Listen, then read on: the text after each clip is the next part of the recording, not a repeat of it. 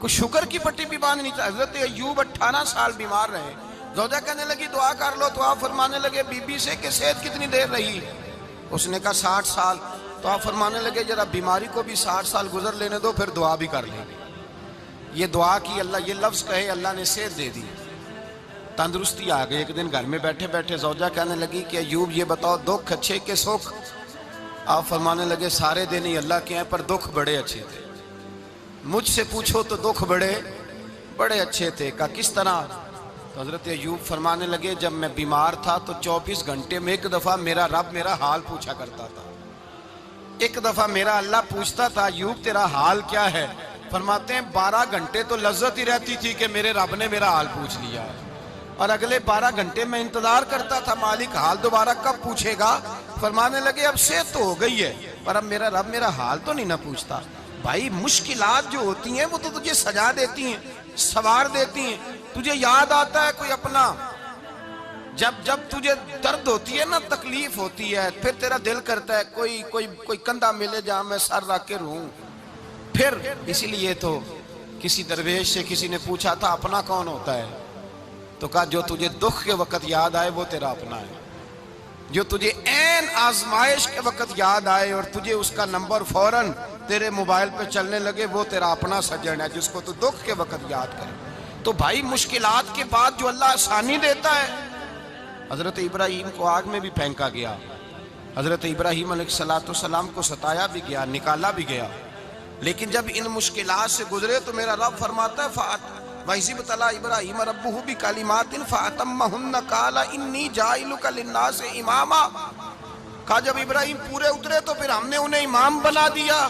یا اللہ کس طرح کی امامت دی؟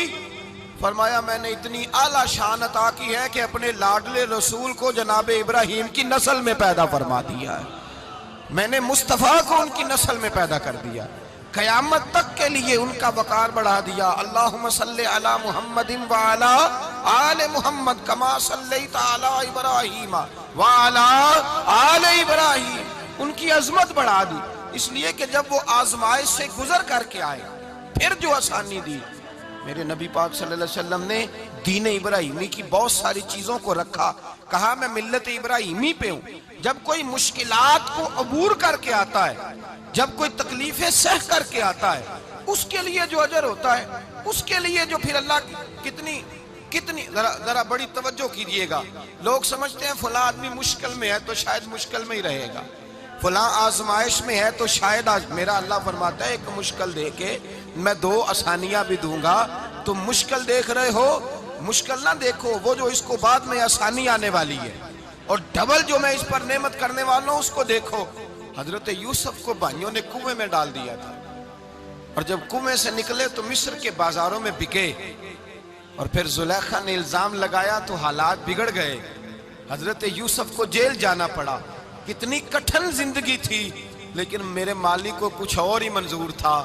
کنویں میں گرنے والے, بازار میں بکنے والے, جیل میں جانے والے, الزام لینے والے جناب یوسف کو رب کریم نے اسی مصر کا بادشاہ بنا دیا. اللہ پاک نے اسی مصر کا حکمران بنا دیا. یاری تیری سونا پر ازمیشاں تیریاں اگ, اے سونا پرکھیا جاوندہ ہی پہلو نال اگاں دے لگ. اس کے لیے تھوڑا سا جتن کرنا پڑتا, تھوڑے کٹھن حالات سے گزرنا پڑتا, تھوڑی آزمائشوں کا روپ دیکھنا پڑتا. ہم چاہتے ہیں کہ ہمیں چھیڑے کوئی نہ کوئی تکلیف نہ آئے, کوئی آزمائش. یہ ہو نہیں سکتا میرے بھائی. نامی کوئی بغیر مشقت نہیں ہوا. 100 بار جب عقیق کٹا تب جا کر نگی ہوا. ہم چاہتے ہیں کہ ہمیں کچھ بھی دقت نہ آئے, مشکلات نہ آئے, اور مشکلات تو انسان کو سنوارتی ہیں بھائی, وہ تو نکھارتی ہیں. کبھی پوچھا کرو جا کر کے کسی گندم کے دانے سے کہ تو کہاں سے ہو کے آیا ہے, کہاں سے نکل کے آیا ہے, تو وہ بتلائے گا کہ بڑے مشکل مراحل سے گزرا ہوں, اور پھر اللہ نے مجھے طاقت دی ہے کہ میں انسان کے وجود کا حصہ بناؤں. تو بھائی کٹھن مراحل, آزمائشیں, تکلیفیں یہ انسان کو بڑا انسان بنا دیتی, یہ اس کے لیے ترقیوں کا پیش خیمہ ہوتی. ہمارے جوان پریشان ہو جاتے ہیں, عورتیں خاص کر کے اس بات پہ توجہ کریں, وہ بڑی جلدی غم لے جاتی ہیں. وہ کہتی ہیں جانے میرا کچھ ہوگا ہی نہیں, جانے میرا کچھ ہو ہی نہیں سکتا. میرے بھائی درجنوں اور بیسیوں لوگ ایسے ہیں جن کی اولادیں نہیں تھی لیکن نام ان کا ان سے بھی زیادہ ہے جو بڑے بڑے صاحب اولاد. حضرت خواجہ معین الدین اجمیری کو جانتے ہیں آپ لوگ؟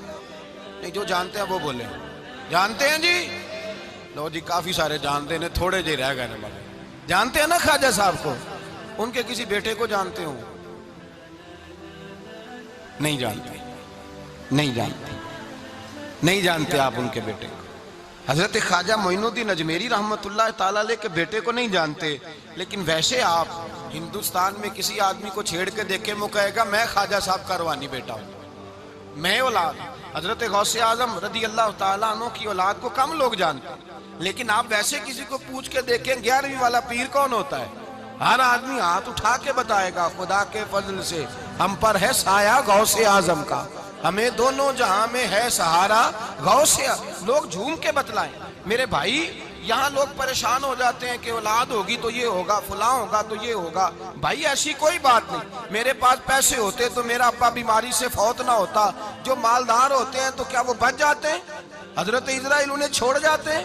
او خدا کے بندے تو کیسی بات کر رہا ہے؟ یاد رکھ، یہ جو آزمائشیں ہوتی ہیں، یہ جو تکلیفیں ہوتی ہیں، یہ جو تھوڑے سے مشکل حالات ہوتے ہیں۔ حضرت یونس علیہ السلام کی دوستی ہوگی حضرت جبریل امین سے، تو جناب جبریل ملنے آئے۔ حضرت یونس علیہ السلام فرمانے لگے جبریل میرا دل کرتا ہے مجھے اس بندے کی ملاقات کرا جو اللہ کا سب سے زیادہ عبادت گزار بندہ ہے۔ حضرت جبریل امین لے گئے دور دور فلسطین کے علاقے میں، اور لے جا کر ایک بندے سے ملاقات کرائی جس کی دونوں آنکھیں بھی کوئی نہیں تھی، دونوں بازو بھی کوئی نہیں تھی، دونوں پیر بھی کوئی نہیں تھی، اور اس بندے کی زبان پر لفظ بڑا کیا جاری تھے، یا اللہ تیرا شکر ہے، یا اللہ تیرا، بول کے کہیے یا اللہ تیرا، اے اللہ تیرا شکر ہے۔ شکر شکر کر رہا تھا۔ حضرت جناب سیدنا یونس علیہ السلام کہنے لگے میں نے تجھے عبادت گزار کو ملانے کو کہا تھا، تو کہاں لے آیا؟ حضرت جبریل کہنے لگے یا یونس، یہ ہر چیز جانے کے باوجود اپنے رب کی رضا پہ راضی ہے۔ اس وقت دنیا میں نبیوں کے بعد جس سے اللہ سب سے زیادہ پیار کر رہا ہے وہ یہی بندہ ہے۔